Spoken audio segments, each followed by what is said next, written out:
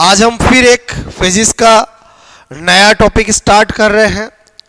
आपसे मैं कहूँ धारा विद्युत की जो टॉपिक है, जिसके अंदर आज हम विद्युत धारा इलेक्ट्रिक करंट क्या होता है, ओम का नियम क्या होता है और प्रतिरोधों का संयोजन कॉम्बिनेशन ऑफ रेजिस्टेंस क्या होता है, सीरीज पैरेलल और किस वैरायटी के क्वेश्चंस आपके आ सकते हैं, वो सारा मैं आपको अभी एक ही लेक्चर में एक्सप्लेन कर रहा हूँ। इससे पहले हम बहुत सारे फिजिक्स के टॉपिक पढ़ चुके हैं। अगर किसी ने नई स्टडी किए तो वो पढ़ें, उनका बेनिफिट लें। आपसे मैं कह रहा हूँ कि आपके लिए ही वो बनाए जा रहे हैं, जिससे आप ज़्यादा से ज़्यादा उसका यूज कर सकें। क्लियर? तो नाउ स्टार्ट करते हैं आज का नया टॉपिक, जिसका नाम है, आपसे मैं कह रहा हूँ कि बोलो विद्युत धारा, ओम का नियम और प्रतिरोध का संयोजन। फिजिक्स के ही टॉपिक में पहले करवा रहा हूँ, आपसे मैं कह रहा हूँ ओके। तो स्टार्ट कर रहे हैं हम। आपसे मैं कह रहा हूँ टॉपिक अगेन जो फिजिक्स का है, जिसका नाम है, बोलो आपसे मैं कहूँ विद्युत, बोलो धारा, विद्युत धारा, ओम का नियम और प्रतिरोधों का संयोजन। ठीक है, तो सबसे पहले कंटेंट में ले रहा हूं विद्युत धारा। Okay, electric current, electric current बचपन से पढ़ा हमने। आवेश प्रवाह की दर को क्या कहते हैं? विद्युत धारा कहते हैं। आवेश प्रवाह की दर को विद्युत धारा कहते हैं। ओके, इट मीन्स जो मैंने कहा है I इज इक्वल टू, बोलो आपसे मैं कहूँ Q बाई टी। ठीक है, अब ये जो मैंने लिखा ये तो सब जानते हैं। बोलो आपसे मैं कह रहा हूं आपको क्या पता होना चाहिए? Q बराबर क्या होता है? NE। इसका मतलब हुआ मैं अगर इसका एक रूप बनाऊं तो Q की जगह NE अपॉन T लिख दूंगा। तो मैंने कहा यहां बोलो N अपॉन T क्या होगा? प्रति सेकंड, बोलो आपसे मैं कहूं तार में, प्रति सेकंड तार में प्रवाहित बोलो इलेक्ट्रॉन की संख्या। ओके, और मैंने कहा E क्या होता है? 1.6 इंटू 10 की पावर माइनस 19 कूलम, बोले तो चार्ज ऑफ बोलो इलेक्ट्रॉन। ठीक है, अब मैंने कहा यहां से जो इलेक्ट्रिक करंट है उसमें एक बेसिक क्वेश्चन आ जाता है, जो अभी सेकंड ग्रेड में भी पूछा गया था, और जब भी मैं पढ़ाता हूं तो आपसे मैं कह रहा हूं उसी क्वेश्चन से आपकी शुरुआत करता हूं। क्या? यदि किसी, आपसे मैं कह रहा हूं, मैंने कहा बोलो आपसे मैं कह रहा हूं तार में, बोलो मैंने कहा किसी तार में आपको दिया प्रवाहित बोलो इलेक्ट्रॉन की प्रति सेकंड, आपसे मैं कहूं प्रति सेकंड बोलो संख्या 100 है, तो तार में प्रवाहित धारा का मान होगा। क्लियर? तो इसका मतलब हुआ जब भी ऐसा क्वेश्चन आए तो आपको I is equal to Q by T दे रखा है। अच्छा, इसकी जगह NE अपॉन T लिखा तो हमने देखा हमें क्या गिवन है? N अपॉन T कितना दे रखा है? बोलो 100। बात समझ में आई? बोलो तो हमें क्या निकालना है? धारा। तो आपसे मैं कह रहा हूं ये 100 मल्टीप्लाई E कर देंगे, और E की वैल्यू क्या होती है? 1.6 इंटू 10 की पावर माइनस 19। बात समझ में आए? तो मेरे कहने का मतलब है यहां पर बोलो 160, एक तो ये पॉइंट कट जाएगा, 160 इंटू 10 की पावर माइनस 19 एम्पियर आपका आंसर हो जाएगा। क्लियर? तो आपसे मैं करूं, आई होप आपको समझ में आया होगा। बहुत बहुत आसान क्वेश्चन, ऐसा अक्सर आपसे पूछ लिया जाता है। क्लियर? तो एक तो आपको सबसे पहले ये पता होना चाहिए। फिर मैंने कहा विद्युत धारा, ठीक है, कि इकाई की बात कर रहे हैं तो आपसे मैंने कहा फॉर्मूला होता है I is equal to Q by T. तो यूनिट ऑफ आई की बात करेंगे तो एक तो कूलाम पर सेकंड होता है, ओके, और एक साइंटिस्ट है जिसको सम्मान देने के लिए एम्पियर भी बनाई गई। क्लियर? तो आप जानते हो एम्पियर ही ज़्यादा यूज होती है, और विद्युत धारा एक खुद अपने आप में मूल राशि है, इसलिए आपसे मैं कह रहा हूं विद्युत धारा, ठीक है, धारा की विमा अगर एग्जाम में पूछ ली जाए तो विमा क्या होगी बोलो, M0, L0, T0 और A1 होगा। क्लियर? क्योंकि विमा में वही राशियां रखी जाती है जो मूल राशि होती है। बात समझ में आई बोलो? लेकिन कभी कभी ऐसा क्वेश्चन आ जाता है, बोलो आपसे मैं कह रहा हूं इस तरह का क्वेश्चन भी एग्जामों में पूछा गया है कि यदि आपसे मैं कह रहा हूं M, L, T and C मतलब कूलाम, ठीक है, को मूल राशि आपसे मेरे को मूल राशि माना जाए, ठीक है, माना जाए तो विद्युत आपसे मेरे को धारा की विमा आपसे मेरे को होगी, ठीक है। तो उस केस में आपको ऑप्शन देते हैं M1, L0, T0, C1, एक दिया M0, L0, T1, C-1, एक दिया M0, L0, बोलो आपसे मैं कह रहा हूं T आपसे मैं कहूँ 1, C1, एक दिया जाता है आपसे मैं कह रहा हूं M0, L0, आपसे मैं कह रहा हूं यहां पर बोलो आपको दिया T-1 और C।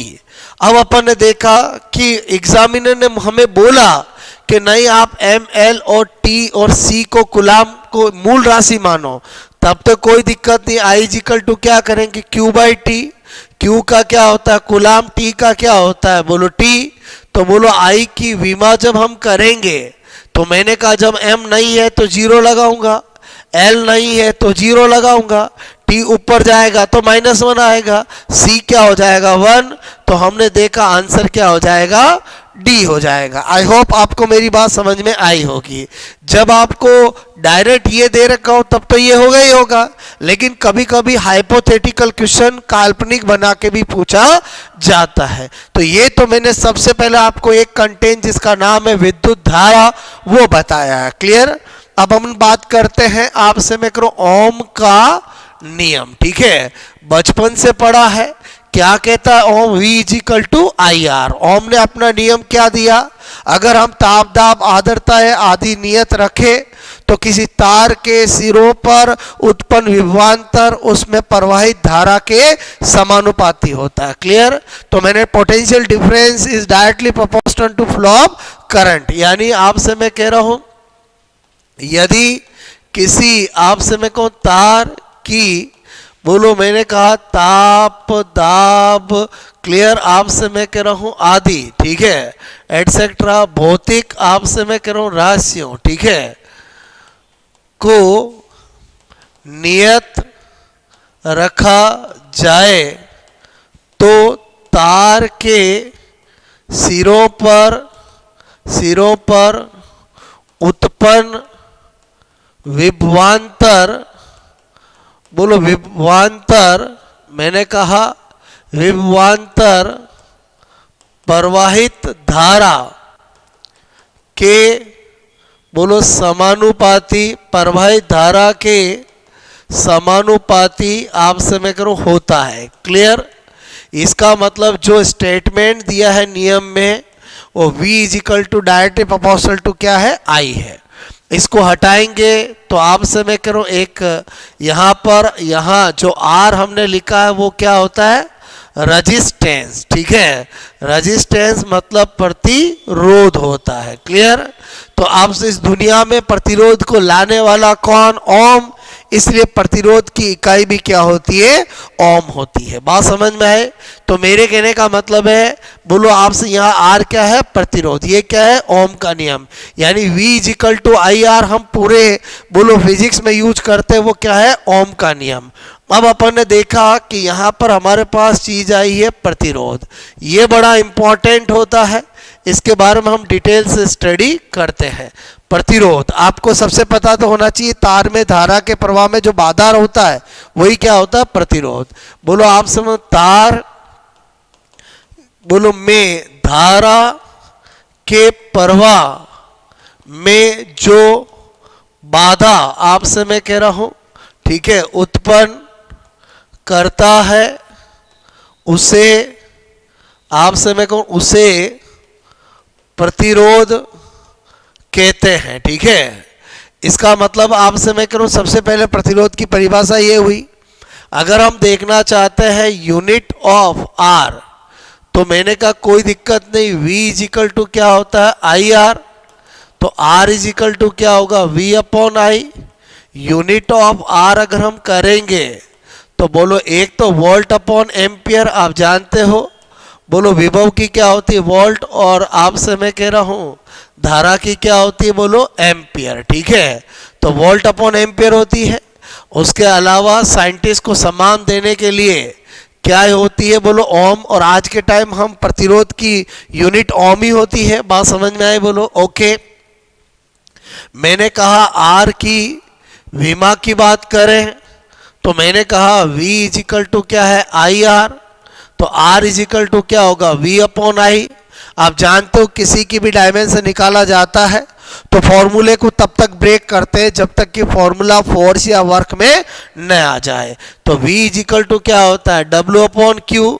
तो इसका मतलब हुआ आपसे मैं कह रहा हूं, मैंने कहा R is equal to V की जगह W upon Q into I लिखेंगे। तो W की क्या होती है M1 L2 आपसे मैं करूँ T माइनस 2, और Q की क्या होती है AT, और एम्पियर की तो A होती है। तो फाइनली क्या हो जाएगी M1 L2 T minus 3 A minus 2। Clear. तो मेरे कहने का मतलब है मैंने क्या बताया आपको, प्रतिरोध की विमा बोलो ये निकल के आएगी। क्या निकल के आएगी बोलो, मैंने कहा M1 बोलो L2 T माइनस 3 और A माइनस 2। ठीक है, तो एक तो ये बात समझ में आई बोलो। अब है मेन चीज आपसे मैं करूं प्रतिरोध, ठीक है, को प्रभावित करने वाले कारक, ओके।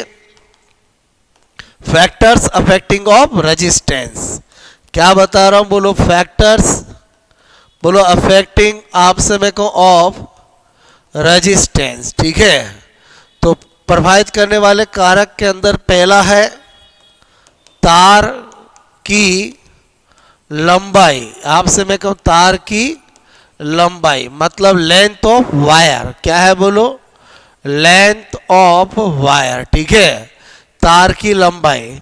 अब आपसे मैं कह रहा हूं क्या देखा गया है, प्रतिरोध तार की लंबाई के डायरेक्टली प्रोपोर्शनल होता है। मतलब जब हम लंबाई को बढ़ाते हैं तो रेजिस्टेंस बढ़ता है और लंबाई को घटाते हैं तो रेजिस्टेंस घटता है, कोई दिक्कत नहीं। दूसरा है बोलो तार के अनुप्रस्थ आपसे मैं कह रहा हूं काट क्षेत्रफल। ठीक है, अनुप्रस्थ काट क्षेत्रफल यानी ट्रांसवर्स एरिया ऑफ बोलो वायर। क्या देखा गया है, प्रतिरोध जो है तार के अनुप्रस्थ काट क्षेत्रफल के इनवर्सली प्रोपोर्शनल होता है। मतलब जब हम डायमीटर आपका व्यास इसका एरिया बढ़ाएंगे तो प्रतिरोध घटेगा और इसको घटाएंगे तो क्या होगा बोलो, प्रतिरोध बढ़ेगा। बात समझ में आई बोलो ओके। तीसरा मैंने कहा बोलो तार, मैंने कहा तार के पदार्थ की प्रकृति पर। ठीक है, बोले तो नेचर आपसे मैं कह रहा हूं ऑफ वायर, कि भाई पदार्थ किस धातु का, तार किसका बना है, कॉपर का है कि तांबे का है, बोलो आपसे मैं कह रहा हूं किसका बना है। क्लियर। तो आपसे मैं कहूं एक तो ये आपको बात समझ में आनी चाहिए, ओके। तो ये तीन मैंने आपको बताया, ये तीन आपसे मैं कहूं कारक है जो प्रभावित करते हैं, ओके। अब आपसे मैं करूं अगर हम तीनों को मिला दें तो हम क्या कह सकते हैं बोलो, मैंने कहा अतः R is directly proportional to L upon A, R is directly proportional to L upon A। तो आपसे मैं कह रहा हूं यहां पर मैं हटाऊंगा तो बोलो क्या लगाऊंगा, रो L अपॉन A। तो मेरे कहने का मतलब है यहां बोलो, यहां जो रो है उसे क्या कहते हैं बोलो, तार आपसे मैं कह रहा हूं का की प्रतिरोधकता, क्या कहते हैं, प्रतिरोधकता, तार की प्रतिरोधकता, ठीक है। रजिस्टिविटी ऑफ वायर, बात समझ, क्या कहते हैं, resistivity of wire. I hope आपको इतनी बात समझ में आई होगी, क्लियर। तो सबसे पहले आपसे मैं कह रहा हूं ये आपके प्रतिरोध को प्रभावित करने वाले कारक है। एक बार आपसे मैं करो, इसको नोट करो, फिर आगे कंटिन्यू करते हैं।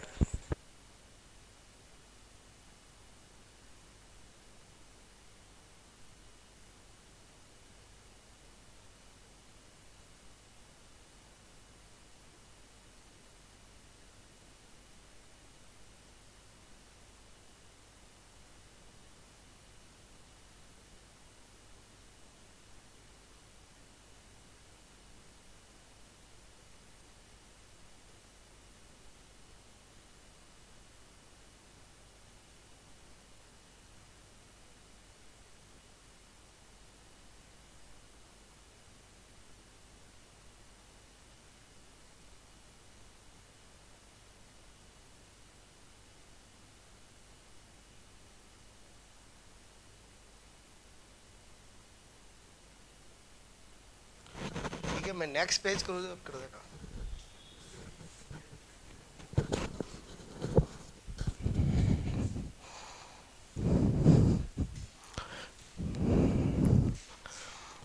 ठीक है,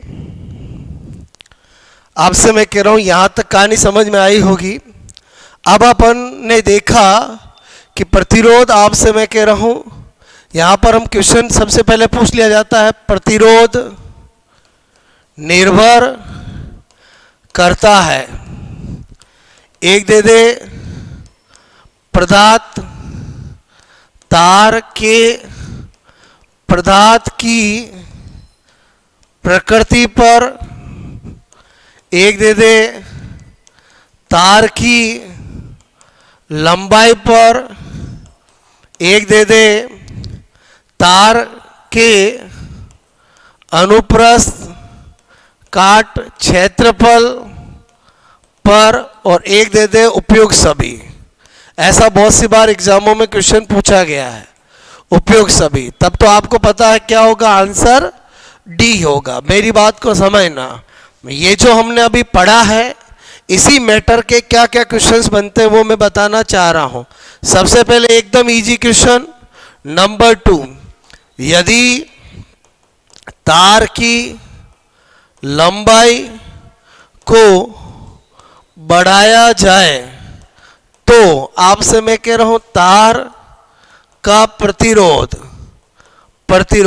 आपका पहला ऑप्शन घटता है, दूसरा बी बढ़ता है, बोलो मैंने कहा बढ़ता है, ठीक है। तीसरा ए प्रभावित रहता है, और चौथा बोलो कुछ कह नहीं सकते, कुछ कह नहीं सकते। बात समझना, ओके। इसमें भी किसी भी स्टूडेंट को कोई दिक्कत नहीं आती है, जिसको भी पता है आर बोलो is directly proportional to L, R बढ़ाया तो एल बढ़ाया तो आर बढ़ेगा।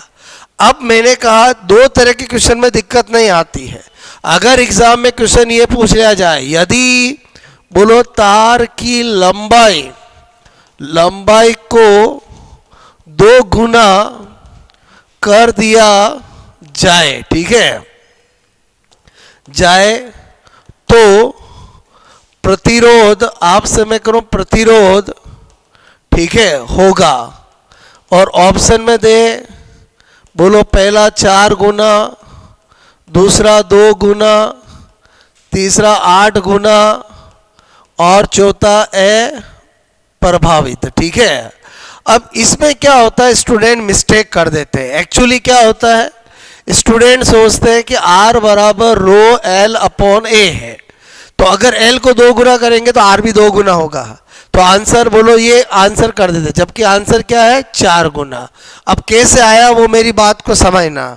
सबसे पहले तो आपको पता होना चाहिए तार की लंबाई को बढ़ाएंगे या घटाएंगे तो उसका वॉल्यूम हमेशा कांस्टेंट रहेगा। बोलो मैंने कहा, बोलो इस आपसे मैं कह रहा हूं कंडीशन, ठीक है, कंडीशन मतलब स्थिति में तार का आयतन, आप समय को आयतन यानी वॉल्यूम, ठीक है, बोलो हमेशा मैंने कहा नियत रहता है। अगर ऐसी बात है तो V is equal to V dash, और वॉल्यूम क्या होता है, एरिया मल्टीप्लाई एल, लेंथ, तो A इंटू एल किया, तो मेरे कहने का मतलब है यहां पर भी A dash into L dash होगा, ये A इंटू एल, तो मेरे कहने का मतलब है मुझे एल डैश तो उसने कहा 2 गुना किया, तो A डैश भी निकाल लूंगा मैं यहां से, A डैश निकालूंगा तो L से L कटा, तो पता चला A/2 आया। अब मैंने देखा मेरे पास L डैश आ चुका, A डैश आ चुका है, जो R पहले ये था, और जब मैं लेंथ में चेंज करूंगा तो L dash upon A dash ये हो जाएगा। तो मैंने कहा यहां पर बोलो ये रो L डैश कितना किया, 2 गुना किया, A डैश अपन ने निकाला क्या आया, A/2, तो अपन ने देखा 2 ऊपर चला जाएगा तो 4 रो L अपॉन A, तो पहले अगर R ये था तो अब R डैश क्या हो जाएगा, बोलो आप कहोगे 4R हो जाएगा। इसका मतलब आपको क्या पता चला कि ये 2 क्वेश्चन आपने किए, बात समझिए, इसमें कोई दिक्कत नहीं है। अगर थ्योरेटिकली पूछे तो लेंथ बढ़ाने पर रेजिस्टेंस बढ़ेगा, यहां पर भी बढ़ ही रहा है, लेकिन 2 गुना करेंगे तो 2 गुना नहीं होगा, 4 गुना होगा। तो आपको क्या समझ में आया कि रेजिस्टेंस वाले क्वेश्चन में अगर आपको थ्योरेटिकली पूछे कि लेंथ बढ़ाई तो रेजिस्टेंस बढ़ेगा, लेंथ घटाई रेजिस्टेंस घटेगा, एरिया बढ़ाया रेजिस्टेंस घटेगा, एरिया घटाया रेजिस्टेंस बढ़ेगा। क्लियर? तो ये तो डायरेक्ट दे सकते हो, लेकिन अगर आपको कहे लंबाई को 2 गुना किया, एरिया को 2 गुना किया, लंबाई को आधा किया, तो कभी भी डायरेक्ट आंसर नहीं देना है, आपको हमेशा आंसर इस तरह से निकाल के देना है। याद क्या रखना है कि बोलो जब भी तार की लंबाई को बढ़ाया या घटाया जाता है, जब भी एरिया को बढ़ाया या घटाया जाता है, तो उसका वॉल्यूम यानी एरिया इंटू लंबाई वो कांस्टेंट रहता है। अगर आप ये ध्यान रखोगे तो आपका कभी भी क्वेश्चन गलत नहीं होगा। बात समझ में आई होगी मेरी? क्लियर? एक क्वेश्चन और करा देता हूं। मैंने कहा यदि किसी, बोलो आपसे मैं कहूं तार, ठीक है, का क्षेत्रफल, आपसे मैं कहूं क्षेत्रफल, बोलो मैंने कहा, बोलो क्षेत्रफल 2 गुना कर दिया जाए, ठीक है, जाए, तो आपसे मैं कहूं तो तार का प्रतिरोध, आपसे मैं कहूं प्रतिरोध होगा, ठीक है। पहला ऑप्शन दिया है, बोलो आधा होगा, मतलब आपसे मैं कहूं कितना होगा, R/2, बोलो R/4, बोलो मैंने कहा R ही रहेगा, और एक दे रखा R/8, ठीक है। ज़्यादातर स्टूडेंट क्या करते हैं कि भाई R बराबर रो L अपॉन A है, तो ये आपका क्या किया, दुगुना, तो R आधा कर देते हैं, जबकि ये आंसर नहीं होगा। मैंने क्या लॉजिक बताया कि R डैश निकालना है तो L dash upon A dash, आपको क्या गिवन है, आपको बोला क्या किया है, बोलो प्रतिरोध A डैश को क्या किया है, 2 गुना किया, ठीक है, लेकिन L डैश पता लगाना पड़ेगा। L डैश पता लगाने के लिए क्या करना पड़ेगा, वॉल्यूम हमेशा क्या रहता है, कांस्टेंट, तो A into L, A dash into L dash, तो मेरे कहने का मतलब A into L, A dash तो 2A लिख दोगे, और आपसे मैं को L डैश पता चल जाएगा, L आपसे मैं कह रहा हूं क्या पता चला आपको, A से 1 कट हो गया, तो L डैश आपका क्या आया, L डैश आया, बोलो L/2, तो जब A डैश और L डैश दोनों पता होगा तो R डैश निकालने से कोई रोक नहीं सकता, बोलो ये L/2 और ये 2A, तो पता चला रो L/4A, तो इसका मतलब हुआ क्या पता चला, R/4, यानी आंसर जो आपको डायरेक्ट करोगे वो गलत हो जाएगा। इन दोनों क्वेश्चन के द्वारा मैंने क्या सिखाने की कोशिश की है कि हमेशा ध्यान रखना आपको कि रेजिस्टेंस के जो न्यूमेरिकल क्वेश्चन आते हैं उनको कभी भी आपको डायरेक्ट नहीं करना है। क्लियर? अब आपसे मैं कह रहा हूं, हम क्या देख रहे हैं, प्रतिरोधकता, ठीक है, प्रतिरोधकता मतलब रजिस्टिविटी, ठीक है, प्रतिरोधकता का मतलब क्या होता है, रजिस्टिविटी, या इसी को विशिष्ट प्रतिरोध भी बोलते हैं। क्या बोलते हैं, विशिष्ट, आपसे मैं कहूं प्रतिरोध, ठीक है, इंग्लिश में क्या बोलते हैं, स्पेसिफिक, बोलो मैंने कहा रेजिस्टेंस, ठीक है, स्पेसिफिक रेजिस्टेंस। अब आपको पता होना चाहिए रो से रिप्रेजेंट करते हैं इसको, किससे रिप्रेजेंट करते हैं, रो से। ओके, अब आपसे मेरे कहने का मतलब है कि अभी अभी हमने देखा था R बराबर क्या था, रो L अपॉन A, तो आपसे मैं कहूँ रो बराबर क्या होगा, आर ए अपॉन एल। ठीक है, मैंने कहा यदि एल क्या लूं, बोलो तार की एकांक लंबाई, बोलो मैंने कहा तार की एकांक लंबाई, ठीक है, यूनिट लेंथ, और ए क्या है, बोलो तार का एकांक क्षेत्रफल। ठीक है, एकांक क्षेत्रफल। तो इसका मतलब हुआ अगर ऐसा हम लेंगे तो आपका रो बराबर क्या होगा, आर होगा। इसका मतलब हुआ कि विशिष्ट प्रतिरोध या प्रतिरोधकता होता क्या है, किसी तार, आपसे मैं कह रहा हूं तार की एकांक लंबाई, बोलो एकांक लंबाई, आपसे मैं कहूं तथा एकांक क्षेत्रफल, एकांक क्षेत्रफल आपसे मैं कह रहा हूं के प्रतिरोध, प्रतिरोध को प्रतिरोधकता, आपसे मैं कहूं प्रतिरोधकता कहते हैं। ठीक है, तो आपको ये तो रजिस्टिविटी का आपको पता चला। अच्छा, अब आपसे मैं कह रहा हूं एग्जाम में क्वेश्चन आता है प्रतिरोधकता। ठीक है, बोलो को मैंने कहा प्रभावित करने वाले कारक। ठीक है, तो आपको पता होना चाहिए कि बोलो आपसे मैं कोई एकांक लंबाई और एकांक हमने क्षेत्रफल लिया है, तो मैं कहूँगा प्रतिरोधकता, प्रतिरोधकता। ठीक है, बोलो पदार्थ की प्रकृति, पदार्थ की आपसे मैं कहूँ प्रकृति पर निर्भर बोलो करती है। ठीक है, बोलो तार की लंबाई और बोलो आपसे मैं कह रहा हूँ तार के अनुप्रस्थ काट क्षेत्रफल पर नहीं। तो बहुत सी बार एग्जाम में क्वेश्चन आ जाता है कि प्रतिरोधकता निर्भर आपसे मैं को करती है। देखो ऐसा क्वेश्चन अभी मैंने पहले भी कराया था। अगेन ऑप्शन हो पदार्थ की प्रकृति पर, आपसे मैं कह रहा हूं एक ऑप्शन हो तार की लंबाई पर, एक ऑप्शन हो बोलो तार के अनुप्रस्थ, आपसे मैं कह रहा हूं काट क्षेत्रफल ट्रांसवर्स एरिया पर, और एक हो उपयोग सभी। अगेन मैंने क्यों क्वेश्चन कराया, देखो ध्यान से समझना। ओके, यहां पर आंसर क्या होगा, पदार्थ की प्रकृति पर।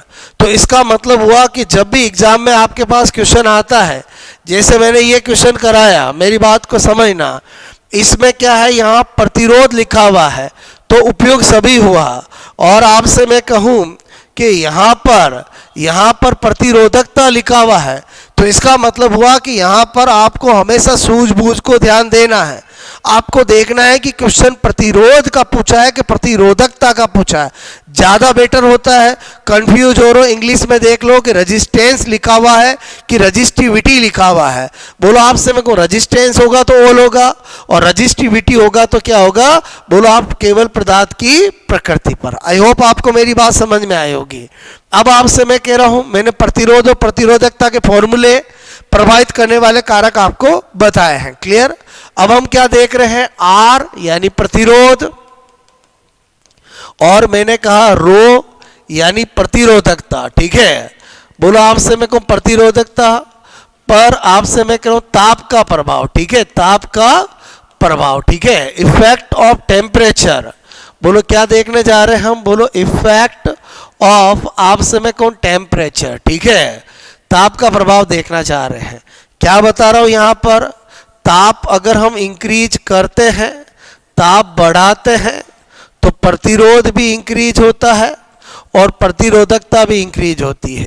Very important. क्लियर।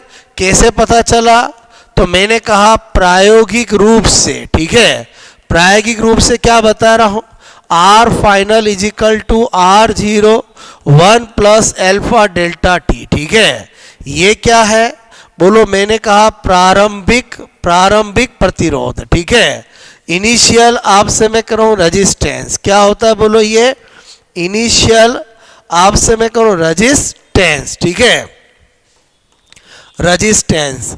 और मैंने कहा बोलो आर एफ क्या होता है, अंतिम, बोलो अंतिम प्रतिरोध। ठीक है, बोले तो मैं आपसे कह रहा हूं फाइनल रेजिस्टेंस, ठीक है, फाइनल रेजिस्टेंस। अल्फा क्या है? प्रतिरोध ताप गुणांक, प्रतिरोध ताप गुणांक, क्लियर। और मैंने कहा डेल्टा टी क्या है? ताप में बोलो आपसे मैं कहूं परिवर्तन, ठीक है। अब मेरी बात को समझना डियर स्टूडेंट्स, आपको इस फॉर्मूले से क्या पता चल रहा है कि जब मैं डेल्टा टी यानी ताप में वृद्धि करूंगा तो यहां पर बताओ आर एफ क्या होगा? इंक्रीज ही होगा। तो इसी आधार पर मैंने आपको बताया, क्लियर। तो मेरे कहने का मतलब है सेम रिजल्ट इसके लिए भी होता है।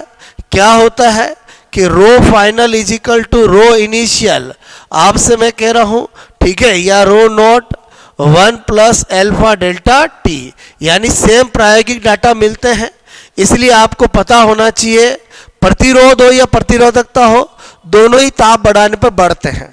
अब यहां पर भी एक ट्विस्ट है। क्या ट्विस्ट है? इधर ध्यान से समझना। ये जो मैं बात बता रहा हूं वो चालक तार के लिए बता रहा हूं। स्पेशल नोट क्या लिख रहा हूं? मैंने कहा चालक तार, ठीक है, तार बोले या आपसे चालक तार बोले एक ही बात है। बोलो मैंने कहा कंडक्टर वायर, ठीक है, बोलो आपसे मैं कह रहा हूं के लिए, बोलो के लिए आपको पता होना चाहिए अगर हम ताप बोलो इंक्रीज करते हैं तो प्रतिरोध भी बढ़ता है और प्रतिरोधकता बढ़ती है। लेकिन अगर मैं अर्धचालक, ठीक है, अर्धचालक यानी मेरे कहने का मतलब सेमीकंडक्टर, बोलो सेमीकंडक्टर नाम सुना होगा, सिलिकॉन और जर्मेनियम, ठीक है, के लिए अगर हम बात करें तो आपसे मैं कह रहा हूं उसके लिए जब हम ताप बढ़ाते हैं, ठीक है, तो बोलो प्रतिरोध क्या होता है? घटता है। Very important. अगर आपको चालक तार या तार बोले तब तो ऐसा होगा, लेकिन अगर आपको सिलिकॉन बोलो या जर्मेनियम का नाम लिया जाए या अर्धचालक सेमीकंडक्टर की बात करें तो ताप बढ़ाने पर प्रतिरोध हमेशा क्या होता है? घटता है। सीधी सी बात है। तो आपको पता होना चाहिए, थोड़ा सा सूझबूझ रखना है कि बोलो अर्धचालक और चालक आपसे मैं करूं अलग चीज होती है, क्लियर। तो मेरे कहने का मतलब है आपको मैंने यहां पर बोलो ओम के नियम और प्रतिरोध, प्रतिरोधों का प्रभावित करने वाले कारक, प्रतिरोधकता, आपसे मेरे को हर चीज मैंने आपको बताई और ताप के साथ भी संबंध कैसा होता है। अब अपन बात करते हैं बोलो प्रतिरोधों का संयोजन, ठीक है, कॉम्बिनेशन ऑफ रेजिस्टेंस, आपसे मैं कह रहा हूं कॉम्बिनेशन, ठीक है, ऑफ आपसे मैं कह रहा हूं रेजिस्टेंस, ठीक है। प्रतिरोधों के संयोजन की बात करें, बचपन से पढ़ा है, एक होता है श्रेणी क्रम संयोजन, बोलो श्रेणी क्रम आपसे मैं को संयोजन, और एक होता है समांतर सीरीज आपसे मैं को कॉम्बिनेशन, और एक क्या होता है बोलो पैरेलल कॉम्बिनेशन। समांतर बोलो क्रम आपसे मैं को संयोजन, ठीक है, एक सीरीज कॉम्बिनेशन और एक क्या होता है बोलो पैरेलल कॉम्बिनेशन, ठीक है। बचपन से पढ़ा है सीरीज का मतलब क्या? अगर आपसे मैं कह रहा हूं दो या दो से ज्यादा प्रतिरोध इस तरह से आपसे मैं कह रहा हूं जुड़े हुए हैं, क्लियर, तो इसको हम क्या कहते हैं? श्रेणी क्रम संयोजन कहते हैं। और श्रेणी क्रम संयोजन के अंदर सभी प्रतिरोध पे धारा समान बहती है, क्लियर।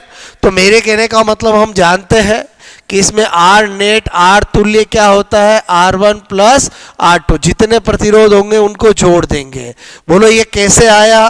तो वेरी सिंपल, आपको पता होना चाहिए ये V है तो ये V1 और ये V2 होगा, तो V is equal to V1 plus V2। अच्छा, ओम क्या कहता है? V इज इक्वल टू क्या होता है? IR, तो यहां पर I और यहां R नेट कर लेंगे, V1 की जगह क्या होगा? IR1, बोलो IR2, क्योंकि धारा तो सब पे सेम ही जाएगी, तो मेरे कहना I कॉमन लेके कट हो गया, इसका मतलब R तुल्य R नेट क्या आ गया? R1 plus R2, clear. I hope आपको मेरी बात समझ में आई होगी। अगर हम पैरेलल कॉम्बिनेशन की बात करें तो मैंने कहा बोलो दो या दो से ज़्यादा रेजिस्टेंस जब आपका इस तरह से जुड़े हुए हो तो आपसे मैं कह रहा हूँ उसको हम क्या कहते हैं? बोलो उसको क्या कहते हैं? मैंने कहा पैरेलल कॉम्बिनेशन कहते हैं। इसमें क्या होगा? बोलो विभव सब पर समान होगा, लेकिन धारा आपसे मेरे को अलग अलग होगी। क्लियर? तो इसका मतलब हुआ वैसे तो R net 1/r net is equal to क्या होता है, बचपन से जानते हैं 1/r1 प्लस 1/r2। जितने जुड़े हुए हो उनको इस तरह से जोड़ के निकाल सकते हो। आया कैसे? तो मैंने कहा हम जानते हैं I इज इक्वल टू क्या है, I1 प्लस I2। बोलो V इज इक्वल टू क्या होता है, IR। तो जहाँ R I है वहाँ पर क्या लिख सकते हैं, V/R। तो यहाँ पर V/R नेट लिखूंगा, विभव तो सब पे सेम है तो V/R1 लिखूंगा, V/R2 लिखूंगा। और मैंने कहा यहाँ पर बोलो आपसे V कॉमन लेके कट कर देंगे तो R तुल्य इज इक्वल टू क्या आ जाएगा, 1/R1 plus 1/R2। I hope आपको मेरी बात समझ में आई होगी। थोड़ी इतनी सी है। अब आपके एग्जाम के अंदर, मेंस के अंदर, रिट मेंस के अंदर आपको यहाँ से न्यूमेरिकल क्वेश्चन पूछे जाएंगे। तो कितनी वैरायटी के बन सकते हैं वो सारा मैं आपको करना सिखा रहा हूँ। ये तो सीरीज और पैरेलल हो गया। अब अपन बात करते हैं क्वेश्चन नंबर 1। एकदम सिंपल क्वेश्चन क्या पूछा जा सकता है। सपोज दैट आपको मैंने कहा एकदम इजी क्वेश्चन कि यहाँ पर 2 ओम, यहाँ पर 4 ओम, यहाँ पर 6 ओम। क्लियर? और आपको कहा जाए बोलो इस आपसे मेरे को परिपथ, ठीक है, का तुल्य आपसे मेरे को प्रतिरोध, ठीक है, प्रतिरोध होगा। और ऑप्शन दिए जाए आपको, एक दिया जाए 12 ओम, आपसे मैं कह रहा हूँ एक दिया जाए 8 ओम, एक दिया जाए 10 ओम, एक दिया जाए 3 ओम। क्लियर? इससे इजी कोई क्वेश्चन हो नहीं सकता। बोलो आपको पता है आपसे मैं करूँ R net is equal to क्या हो जाएगा, R1 plus R2 plus R3। 2 plus 4 plus 6 कितना हो गया, बोलो आपसे मैं कहूँ 12 ओम हो गया। क्लियर? इसी तरह से मैंने कहा एकदम सिंपल क्वेश्चन आपको पूछा जा सकता है कि ये आपसे मैं कह रहा हूँ बोलो ये प्रतिरोध है, सपोज दैट 3 रेजिस्टेंस है, इस तरह से जुड़े हुए हैं। क्लियर? ये है आपसे मैं कह रहा हूँ 6 ओम, बोलो 6 ओम और 6 ओम। क्लियर?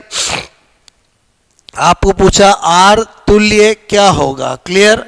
तो मेरे कहने का मतलब ऑप्शन होगा, एक होगा 18 ओम, एक होगा 12 ओम, एक होगा 3 ओम। आप बात समझना मेरी, ओके। और एक मैंने कहा क्या होगा, बोलो 2 ओम। क्लियर? कोई दिक्कत नहीं। आपसे मैं कहूँ 1/R तुल्य, सबसे पहले बेसिक चीज आपको करना आना चाहिए 1/R1 plus R2 plus R3। Clear? तो 1/6 प्लस 1/6 प्लस 1/6, एलसीएम लिया 1 plus 1 plus 1, 3 divide by 6, 1/R। आपसे मैं कह रहा हूँ नेट यहाँ पर बात कर रहा हूँ, कटा कितनी बार, बोलो आपसे मैं कहूँ 2 बार। ठीक है?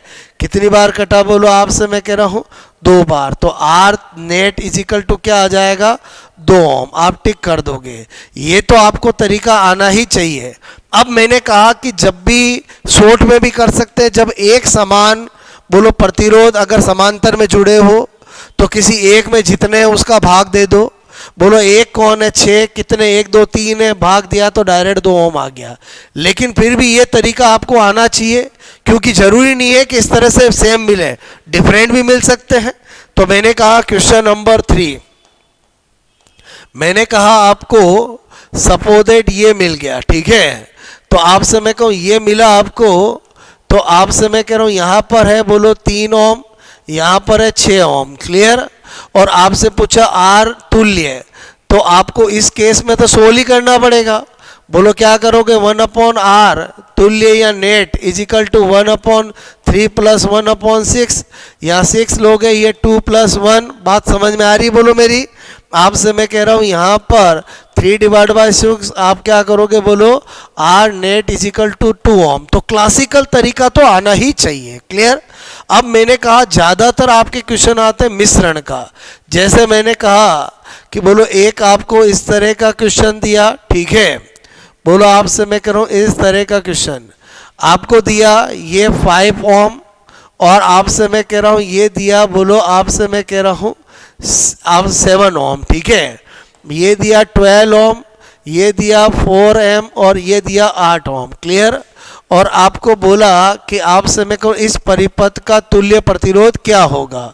वही आपसे मैं कहूँ इस परिपथ का तुल्य प्रतिरोध, आपसे मेरे को तुल्य प्रतिरोध बोलो क्या होगा। ठीक है, क्वेश्चन आपको इजी पूछे जाएंगे, बस आपको करना आना चाहिए। ठीक है, बोलो एक आपका ऑप्शन 48 ओम, एक 36 ओम, आपसे मैं कह रहा हूँ, मैंने कहा एक 4 ओम। क्लियर, बात समझ रहे हो बोलो। ठीक है, और एक मैंने कहा 8 ओम। बहुत आसान, आप क्या सोचोगे, ये दोनों सीरीज में 7 और 5 कितने हो गए 12, बोलो 8 और 4 कितने हुए 12, तो 12 12 12 समांतर में जुड़े हुए हैं, तो आर नेट वैसे ही निकाल सकते हैं, किसी एक में जितने हैं उसका भाग दे दो, 4 ओम आ जाएगा। क्लियर, एक तो तरीका ये हुआ। बोलो आपसे या क्या कर सकते थे, बोलो आर नेट निकालना है, और आपने देखा ये कितने हैं, बोलो 12, आपने देखा ये कितना है 12, और आप समय को वो भी कितना है 12। क्लियर, एलसीएम ले लेते, बोलो 12, 1 + 1 + 1, बोलो 3 / 12, तो आर नेट करते तो 12 / 3 हो जाता, काटते तो 4 ओम आ जाता। कैसे भी करो, आपका दोनों तरीके से हो जाएगा। आई होप आपको ये वाली वेराइटी भी समझ में आई होगी। क्लियर, धीरे धीरे टप की तरफ बढ़ रहे हैं। बोलो क्वेश्चन नंबर आपसे मैं कहूँ 5, एक और फिर अच्छी वेराइटी आपसे मैं कह रहा हूँ, कभी कभी आपको इस तरह का भी दे देते हैं।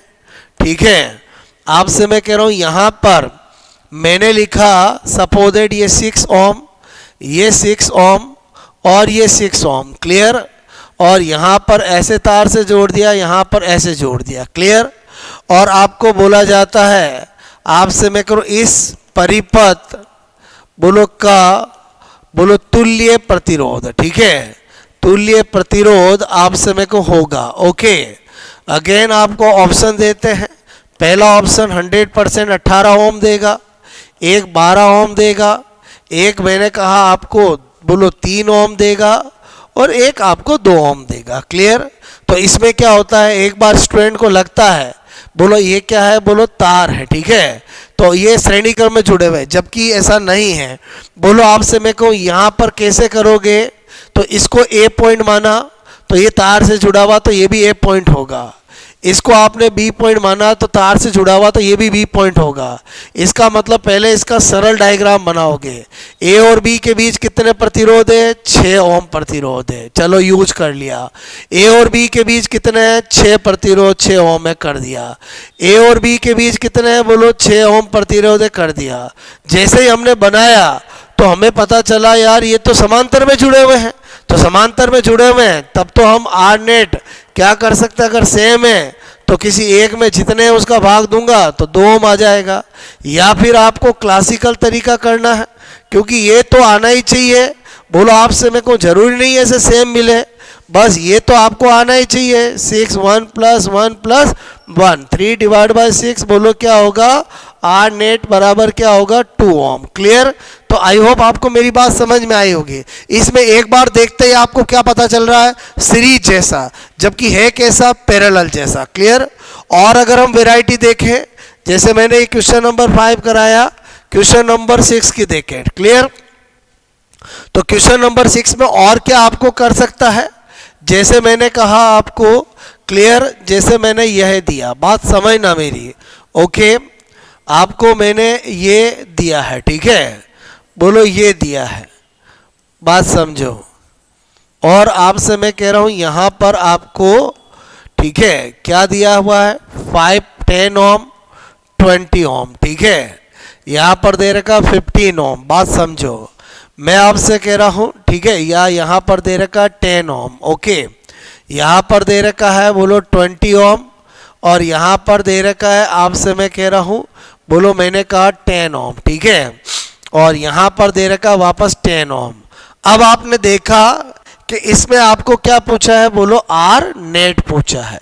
तो आप क्या करोगे, ये 10 और 20 और 10 कितने हुए 30, और ये कितने हुए 30, ये कितने हुए 10 10। तो जो आपके सिमिलर है उनको पहले कर लो, तो इन 10 10 का तो 5 हो जाएगा, इन 30 13 का 15 हो जाएगा। फिर 15 और जो आपका 5 है वो किस में है, बोलो पैरेलल में है।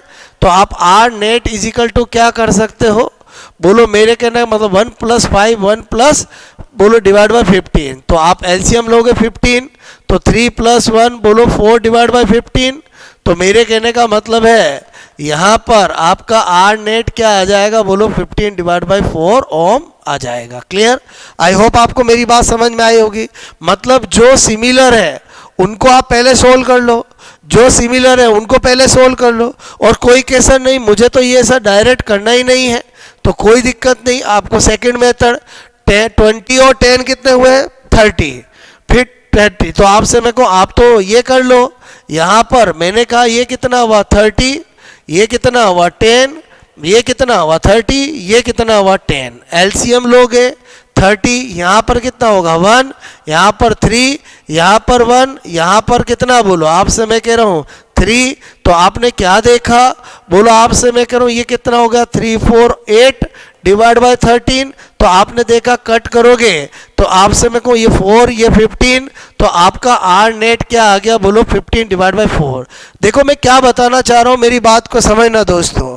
आपका एग्जाम में भले ही कभी किसी क्वेश्चन में 5 सेकंड ज़्यादा लग जाए, आंसर सही आना चाहिए। कभी कभी जल्दबाजी के चक्कर में हम गलती भी कर देते हैं। अगर मैंने आपको ये पहला मेथड बताया वो समझ में आया, बहुत अच्छी बात है, नहीं तो हमारा क्लासिकल तरीका जो है उससे तो पक्का आंसर आएगा ही आएगा। बात समझ में आए बोलो? तो मैंने आपको 6 क्वेश्चन कराया।